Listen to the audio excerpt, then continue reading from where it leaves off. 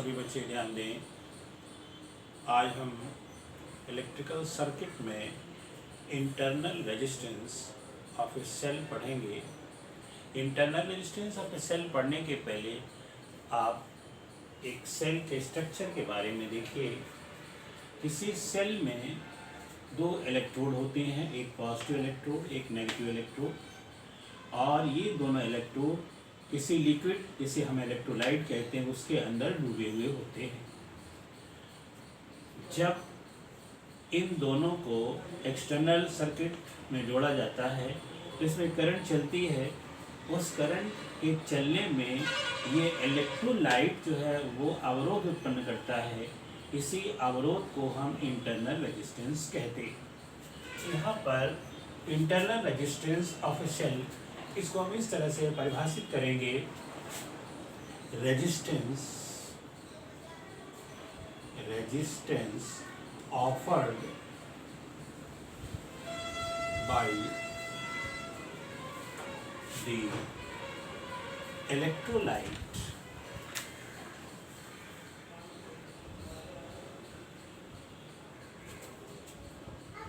of a cell in the flow of electric current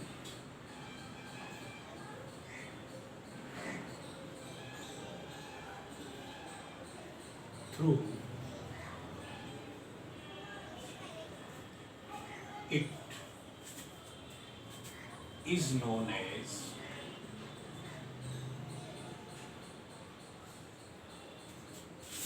internal resistance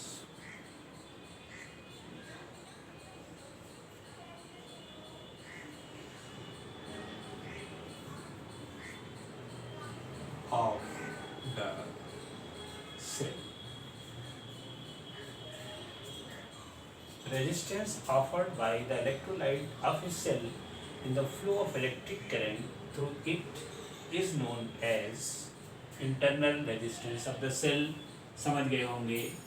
यानी किसी cell के electrolyte के द्वारा करंट के प्रवाह में जो अवरोध उत्पन्न किया जाता है उसे हम इंटरनल रेजिस्टेंस कहते हैं।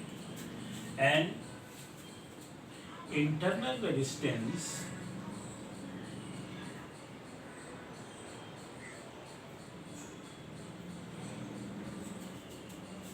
depends upon the following factors.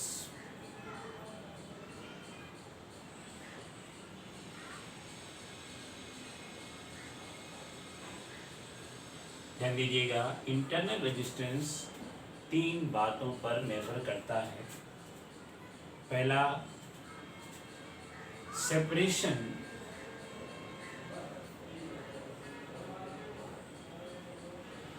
of the plates,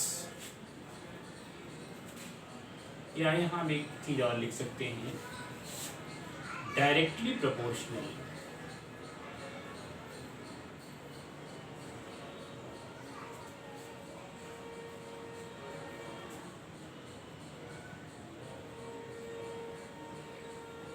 to the separation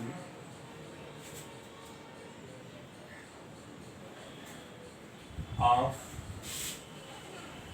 the plates। मतलब प्लेट जितने पास पास होंगी इंटरनल रेजिस्टेंस कम होगा, प्लेट दूर होंगी इंटरनल रेजिस्टेंस ज़्यादा होगा। Indirectly proportional to the separation of the plates. Second, directly proportional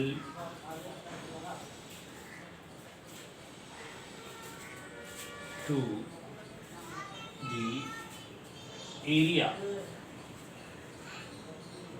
of the plate. Plates dipped in the electrolyte.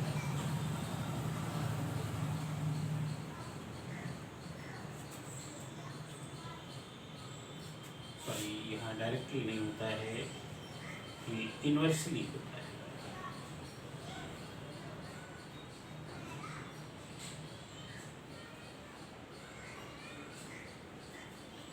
Means inversely proportional to the area of the plates dipped in the electrolyte. And third होता है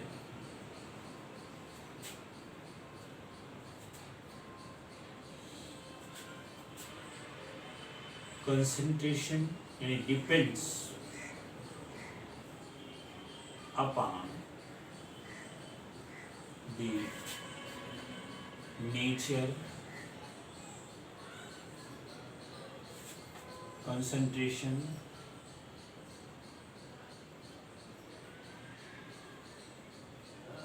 and temperature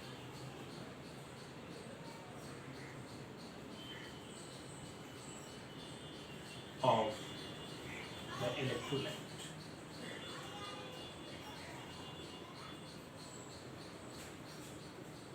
ये तीन बातें हैं जिनके ऊपर किसी cell का इंटरनल रेजिस्टेंस डिपेंड करता है। पहला, directly proportional to the separation of the plates, inversely proportional to the area of the plates dipped in the electrolyte, and depends on the nature, concentration and temperature of the electrolyte.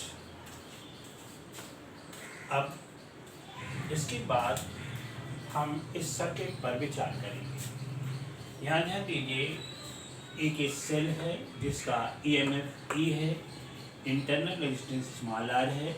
इस cell से current I किसी resistance R में चलाएगा और R के सिरों का potential difference V।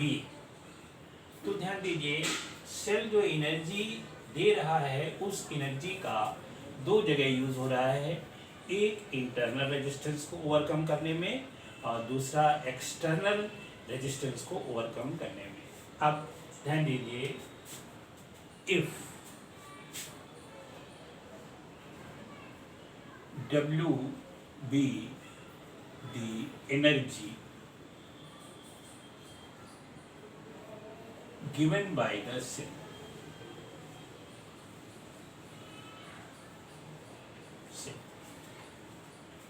then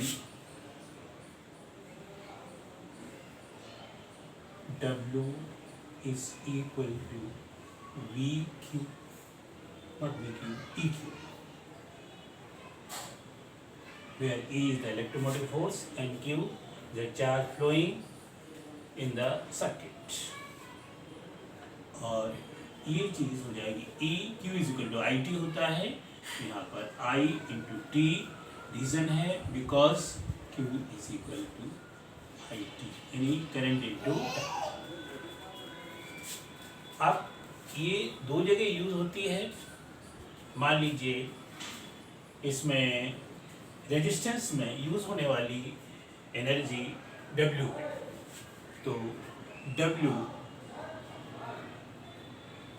एक्स्ट मतलब W external is equal to हो जाएगा VIT।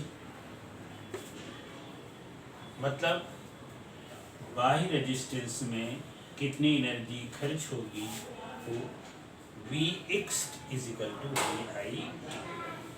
अब इंटरनल सर्किट में यानी इंटरनल रेजिस्टेंस में कितनी एनर्जी खर्च होगी वो सपोज करिए वो है W इंट, ये हो जाएगी I square into small I square into small r। अब ध्यान दीजिए, ये एनर्जी इन दोनों के सम के बराबर होगी।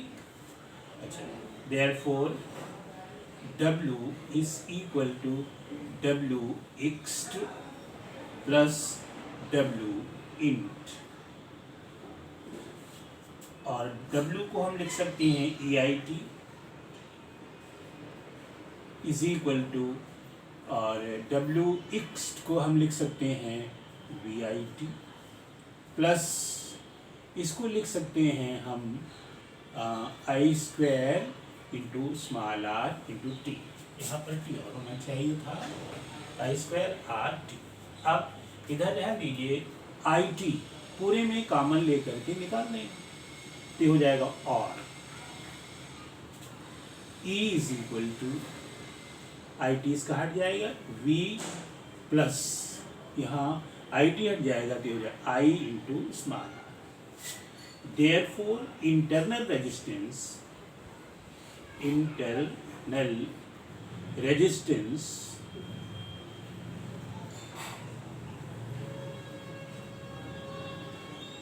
Small R is equal to, यहाँ पर हो जाएगा E minus V upon I. इस तरह से इस फार्मूले की मदद से हम किसी सेल का इंटरनल रेजिस्टेंस आसानी के साथ निकाल सकते हैं।